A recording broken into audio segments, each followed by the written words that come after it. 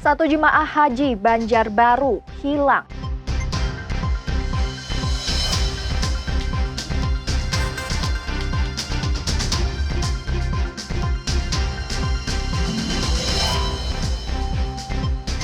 Jumlah anak tidak sekolah tertinggi di Kalimantan Selatan.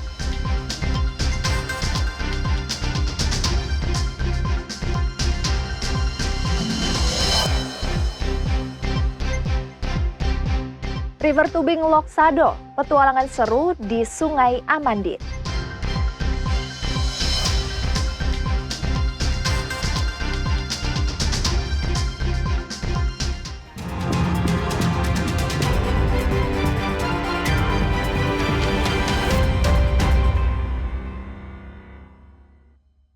Halo, selamat pagi saudara. Senang kembali berjumpa dengan Anda di Kompas Kalsel hari ini 28 Juni 2025. Selain 3 sorotan utama tadi, kami juga memiliki beragam sajian informasi menarik lainnya.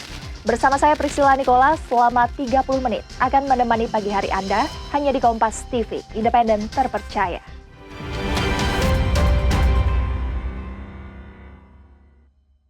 Mengawali berita pagi ini, saudara, sebanyak 163 jemaah haji tiba di tanah air Kamis malam.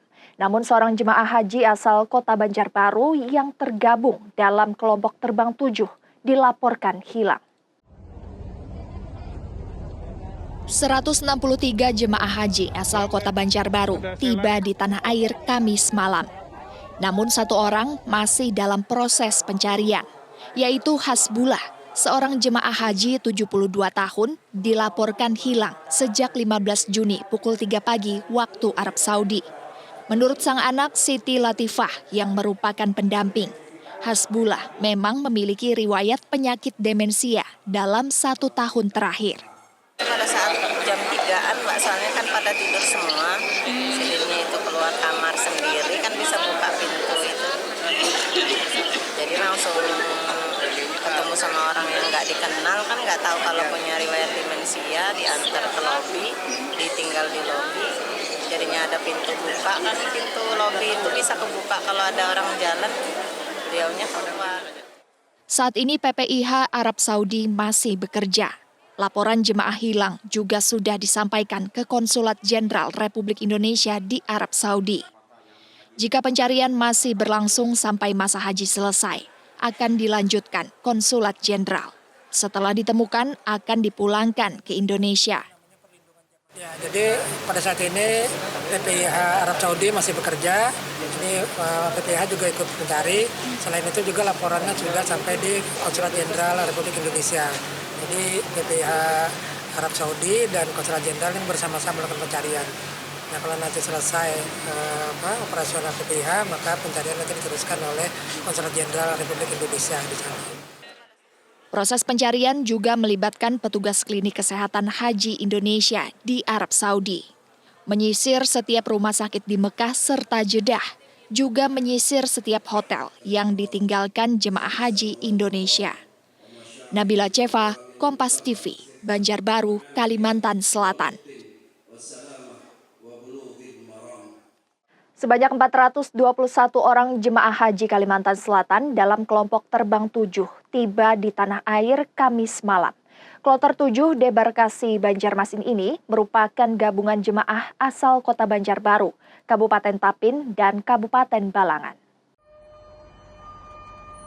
Sebelumnya total 423 jemaah dan petugas haji berangkat dari embarkasi Banjarmasin. Namun jumlah jemaah kloter 7 pada pemulangan berkurang. Jemaah yang pulang 421 orang dengan rincian tanazul atau pemulangan lebih awal 8 orang, dirawat 1 orang, dan 1 orang masih dalam tahap pencarian. Tim Kesehatan Haji Kloter 7, Dr. Siska Brina, bilang 1 orang jemaah asal Kota Banjarbaru masih dirawat di Madinah, didiagnosa pneumonia atau infeksi paru-paru. Jemaah sempat kritis hingga dirawat di ICU, namun saat ini mulai membaik. Jika kondisi terus membaik, tim kesehatan optimistis jemaah dapat pulih dalam 2 hari ke depan dan segera menyusul pulang ke tanah air. Beliau sakit dirawat itu tanggal 19 Juli 2025 Sakitnya karena memang beliau ada sesak napas, ya, kemudian sesak napas dan panas tinggi, dan beliau juga tidak mau makan, ya. Dan kita laporkan ke dokter visitasi. Kebetulan waktu di Madinah. Sementara seorang jemaah asal Kabupaten Balangan senang bisa selesaikan ibadah haji dan sehat kembali ke tanah air. Alhamdulillah sehat. Lancar aja Kak semuanya toh?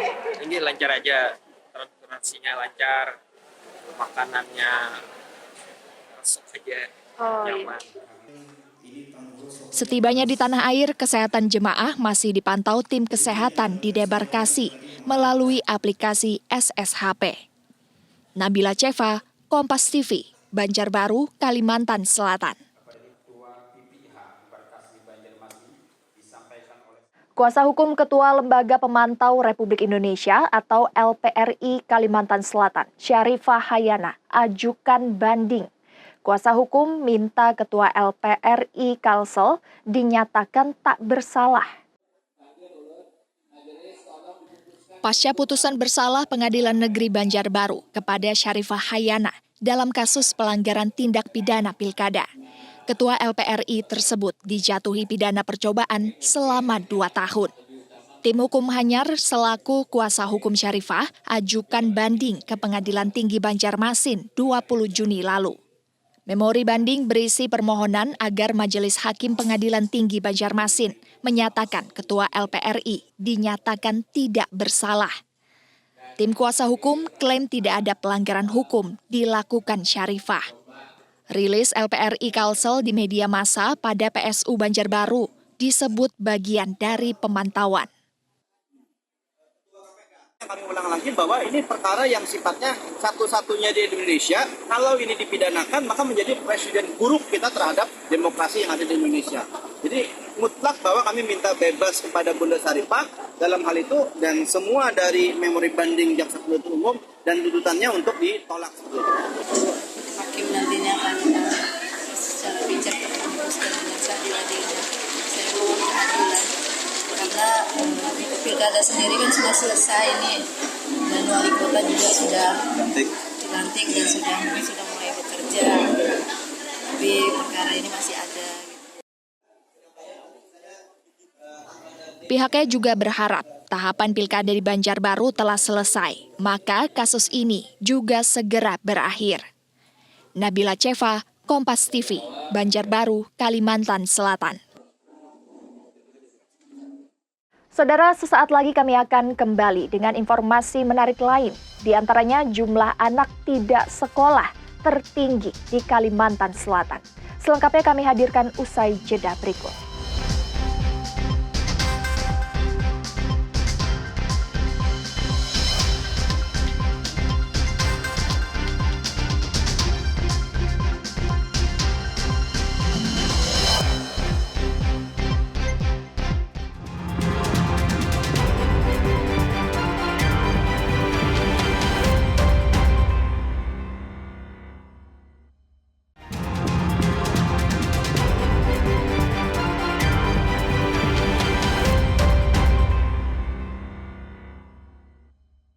Terima kasih Anda masih di Kompas Kalsel, Saudara.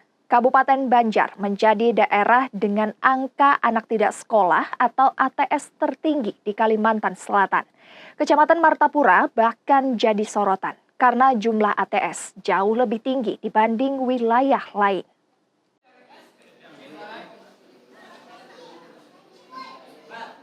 Jumlah anak yang masih bersekolah di Kabupaten Banjar berbanding terbalik dengan data anak tidak sekolah atau ATS yang kian mengkhawatirkan. Tercatat 12.752 anak usia 7 hingga 18 tahun tidak bersekolah di Kabupaten Banjar. Jumlah terbesar berasal dari Kecamatan Martapura dengan 3.969 anak. 4 kali lebih banyak dari Kecamatan Sungai Tabuk di urutan kedua dengan 910 anak. Sekretaris Daerah Kabupaten Banjar, Muhammad Hilman bilang, banyak anak tidak bersekolah akibat faktor ekonomi, motivasi rendah, serta pandangan sosial masyarakat. Selain itu, sebagian orang tua lebih mengutamakan pendidikan agama non-formal daripada sekolah umum. Yang penting di kita itu bisa mengaji, paham tentang agama, itu yang diutamakan orang tua. Karena kesadaran mereka bahwa ijazah itu penting untuk apa? Iya. Nah, di situ yang menjadi catatan tersendiri. Tapi kalau kami ya tujuan akhirnya kita itu kan bagaimana tingkat literasi pemahaman masyarakat kita akan lebih tinggi dari kemampuannya mendapatkan pengetahuan. Untuk menjawab permasalahan ATS, pemerintah Kabupaten Banjar berencana menggelar rapat koordinasi, termasuk memfokuskan dukungan pemerintah pada beasiswa bagi anak-anak dari keluarga tidak mampu. Arpawi, Kompas TV, Kabupaten Banjar, Kalimantan Selatan. Puncak peringatan Hari Anti Narkotika Internasional, HANI, digelar Kamis malam. Kegiatan ini dalam rangka keprihatinan atas banyaknya korban penyalahgunaan narkotika. Puncak peringatan Hari Anti Narkotika Internasional di Kalimantan Selatan digelar di Aula Mahligai Pancasila Banjarmasin. Penghargaan P4GN oleh Badan Narkotika Nasional Kalsel diserahkan kepada pihak yang bersinergi memerangi narkoba dari pemerintahan maupun instansi penegak hukum. Diharapkan semakin efektif mencegah penyalahgunaan narkoba. Berdasar penelitian, jumlah warga Kalimantan Selatan terjerat narkoba mencapai 57.000 jiwa. Jadi peringatan HAN ini sebenarnya adalah dalam rangka memperingati jatuhnya korban penyalahgunaan narkoba ya. Jadi kita setiap tahun rutin melaksanakan kegiatan HAN ini dalam rangka memperingati dalam rangka keprihatinan kita ya terhadap banyaknya korban yang berjatuhan akibat penyalahgunaan narkoba. Pemerintah Provinsi Kalimantan Selatan sebut sinergi harus terus ditingkatkan dalam memerangi narkoba. Yang terpenting dukungan masyarakat luas untuk upaya pencegahan bahaya narkoba di Kalimantan Selatan bisa terlaksana dengan baik.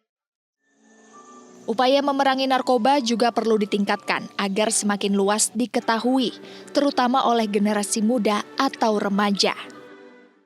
Saya mungkin narkoba itu cukup berbahaya pada remaja sekarang, apalagi di kalangan sekarang mungkin dikenal terlalu banyak, tapi ya berbahaya. Mungkin harapan saya bisa memiliki kesadaran diri bahwa narkoba bisa berpengaruh untuk masa depan. Secara nasional, jumlah warga terjerat narkoba sekitar 3 juta orang dan remaja menjadi kelompok yang rentan terpapar akibat salah pergaulan. Puncak Hari Anti Narkotika Internasional di Kalimantan Selatan juga disemarakan teatrikal puisi anti narkoba siswa SMA Negeri 11 Banjarmasin. Naufal Rafif, Abrar Effendi, Kompas TV, Banjarmasin, Kalimantan Selatan.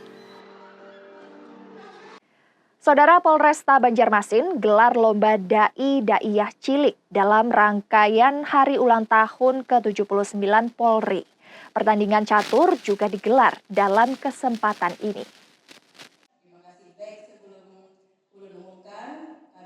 Tampil dengan percaya diri, peserta lomba Dai Cilik tunjukkan kemampuannya berdakwah di depan publik.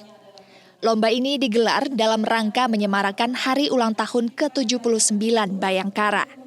Ajang ini pun diakui jadi penambah pengalaman peserta.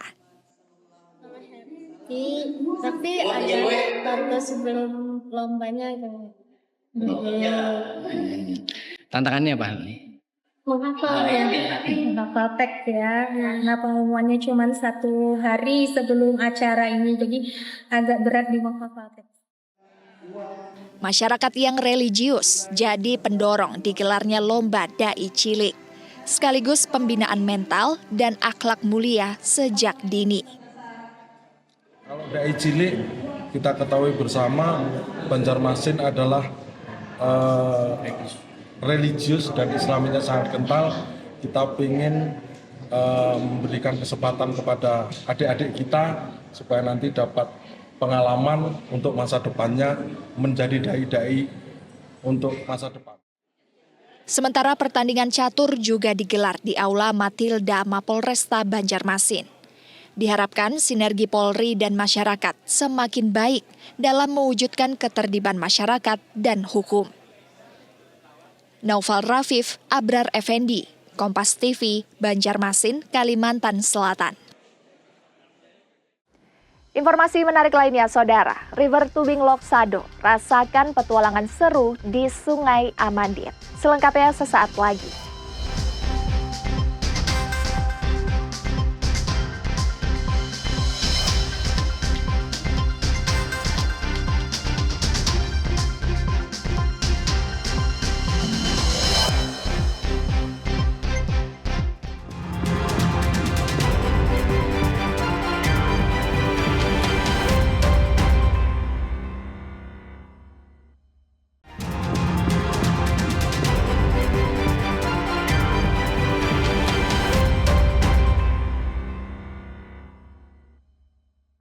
Kabupaten Banjar kembali buktikan dominasi di ajang Musabaqah Tilawatil Quran MTQ tingkat Provinsi Kalimantan Selatan. Bukan hanya juara umum 3 tahun berturut-turut, gelaran ini juga berbuah berkah bagi UMKM lokal yang panen omset jutaan rupiah. Musabaqah Tilawatil Quran MTQ ke-36 tingkat Provinsi Kalimantan Selatan tak hanya menyuguhkan kompetisi Qori dan Qoriah. 25 UMKM juga menghidupkan gelaran di ruang terbuka hijau Ratu Zaleha, Martapura, Kabupaten Banjar. Dari kain sasirangan, olahan kuliner khas, hingga kerajinan tangan unik, produk lokal ramai diburu ribuan pengunjung yang hadir dari berbagai penjuru daerah. Selama sepekan pelaksanaan, rata-rata stan UMKM berhasil mendulang omset hingga 10 juta rupiah. Angka ini lebih tinggi dari harian biasa, yang biasanya tak mencapai setengahnya. Dari awal kami buka ya hari Sabtu sampai hari ini, total penjualan kami yang kami dapatkan itu adalah 10 juta.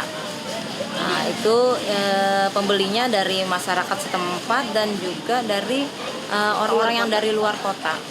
Memang mereka yang datang ke sini karena mau mengikuti atau menghadiri acara MTQ di alun-alun. Peningkatan omset ini tak lepas dari peran Dekranasda Kabupaten Banjar yang aktif memantau stand UMKM. Selama sepekan pelaksanaan, omset puluhan UMKM mampu meraup pendapatan mencapai 250 juta rupiah dengan rata-rata penjualan 10 juta rupiah dalam setiap stand. Angka yang dianggap penting di tengah pemulihan ekonomi dan promosi produk lokal di tingkat provinsi. Jadi saya sempatkan, tadi sore saya turun langsung berbincang dan berbicara dengan teman-teman dari kabupaten kota lain yang ada di stand. Kebetulan laporannya ada 25 stand dan itu alhamdulillah omsetnya kurang lebih hampir ya 250 juta sepanjang MTQ berlangsung. Nah ini tentu sangat memuaskan sehingga mereka dari persiapan, kemudian pelaksanaan, menjaga stand, mempromosikan produk daerah. Bahkan tadi saya sempat berbincang dengan pengunjung stand dari Jawa Barat ya. Mereka membungkus oleh-oleh dari kerupuk olahan Kota Baru. Jadi bukan cuma produk Kabupaten Banjar, tapi seluruh produk yang mewakili Kalimantan Selatan dari kabupaten kota lain sangat diminati dan laku. Di bidang prestasi, Kabupaten Banjar kembali mengukuhkan diri sebagai juara umum MTQ Provinsi untuk ketiga kalinya secara berturut-turut. Prestasi ini tak hanya menunjukkan pembinaan yang konsisten, tetapi juga memperteguh posisi Banjar sebagai pencetak Qori-Qoriah berbibit unggul. Sebagai bentuk apresiasi, pemerintah Kabupaten Banjar bahkan memberikan 35 paket umroh bagi para peserta berprestasi. Alhamdulillah, kegiatan pada hari ini sukses berakhir dan alhamdulillah juga sukses prestasi. Yang ketiga kalinya LPTQ Kabupaten Banjar, pemerintah Kabupaten Banjar mendapatkan juara umum. Mudah-mudahan ini menjadi motivasi pada generasi penerus untuk masyarakat Kabupaten Banjar untuk terus bisa mencintai Al-Quran dan juga mengamalkannya. Untuk next di Batola Bang seperti apa nanti Pak? Dan tentunya kami terus bisa walaupun memang 3 kali berturut-turut kita menjuarai, tentu ada beberapa hal yang memang harus dievaluasi, kita evaluasi dan kita pertahankan juara ini. Gelaran MTQ ke-36 di Martapura, Kabupaten Banjar bukan sekedar ajang lomba tilawah, namun juga pembuktian prestasi dan pendorong pertumbuhan ekonomi UMKM lokal. Arpawi, Kompas TV, Kabupaten Banjar, Kalimantan Selatan. Membelah hijaunya Pegunungan Meratus di Loksado, Hulu Sungai Selatan. Sebuah aktivitas wisata menawarkan pengalaman yang berbeda. River tubing di Sungai Amandit memadukan ketenangan alam dengan sensasi petualangan memacu adrenalin. Di balik rimbunnya Pegunungan Meratus, Kabupaten Hulu Sungai Selatan, tepatnya di Loksado, terdapat wisata memacu adrenalin sekaligus menenangkan, river tubing Sungai Amandit. Lupakan perahu karet, di sini sensasinya berbeda. Anda akan gunakan ban dalam besar. Biarkan arus Sungai Amandit membawa meluncur perlahan. Atau kadangkala melaju kencang melewati jeram-jeram kecil yang seru.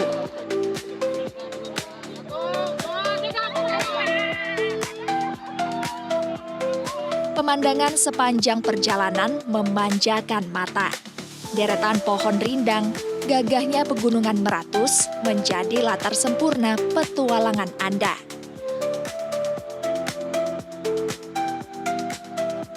Untuk menambah tensi petualangan, Anda bisa melepas ban dari rombongan dan melaju sendiri. Tak perlu khawatir, Anda tetap didampingi pemandu lokal berpengalaman.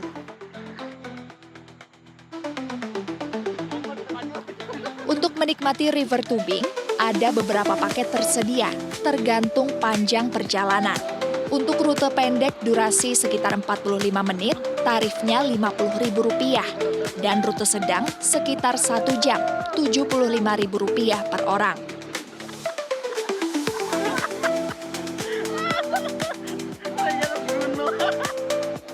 Namun umumnya pengunjung lebih suka rute panjang, durasi sekitar 2 jam dengan tarif Rp100.000 atau bahkan rute ekstrim, durasi 2 jam 30 menit, tarif Rp150.000 per orang. Yang paling ramai yang disukai pengunjung tuh? Yang jalur 2 sama jalur 3 lah. Soalnya ombaknya lebih asik. View-nya sama pengalaman arus ombaknya, sensasinya kayak gitu nah. Terus bisa meluapkan emosi lah gitu nah, yang di benak-benak. Kesannya asik, pagi rame-rame kalau kesini lebih baik. Apa yang paling seru tadi dari river tubingnya? Wisata alam sih yang masih asli juga. Lihat pemandangan gitu ya. Apapun paket yang dipilih, pengalaman menyatu dengan alam Sungai Amandit adalah keunggulan utamanya. Kejernihan air, kesegaran udara pegunungan, dan keramahan penduduk lokal akan membuat liburan Anda di Loksado tak terlupakan. Syamsul Alam, Kompas TV, Hulu Sungai Selatan, Kalimantan Selatan.